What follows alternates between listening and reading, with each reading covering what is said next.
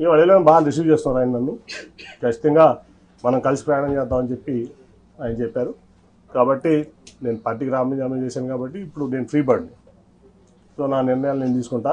ఒకటైతే గ్యారంటీ, చంద్రబాబు నాయుడు అనే వ్యక్తి పచ్చి మోసగాడు, దాంట్లో డౌటే లేదు. ఈ రాష్ట్రానికి పనికిరాని వ్యక్తి అతను. సరే జనం దేవుడు అనుకుంటారా, లేదా కులపరంగా అనుకుంటారా, మీడియా పరంగా అనుకుంటారా, లేదా మరి ఎందుకు అనుకుంటారా నాకు తెలియదు. కానీ ఈ జగన్మోహన్ రెడ్డి గారు అయితే పేదల పక్షపాతి, నిరుపేదల పక్షపాతి. ఏ డెవలప్మెంట్ అనుకుంటారా, కోవిడ్ వల్ల కొన్ని కారణం 2 ఏళ్ళు భారతదేశం ఇబ్బంది పడింది, ప్రపంచమే ఇబ్బంది పడింది, భారతదేశం కూడా ఇబ్బంది పడింది. సరే డెవలప్మెంట్ అవ్వదు, అటు ఇటు అవుతుంది. కానీ ప్రజలను హ్యాపీ పెట్టే దాంట్లో దాదాపు 2 లక్షల కోట్ల చిల్లర ఇవాళ వరకు సంక్షేమం ఇచ్చారు ఆయన. ఇంకా ఇస్తానికి కమిట్మెంట్గా ఉన్నారు. చర్చ చాలాసేపు మాట్లాడటం జరిగింది. సో నాకు బాగా నచ్చారు ఆయన. నచ్చడమే కాదు, ఆయన పథకాలని చూస్తున్నాం, వింటున్నాం.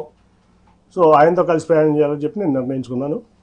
వన్స్ నా రాజీనామా ఆమోదం పొందగానే నేను పార్టీలో చేస్తాను.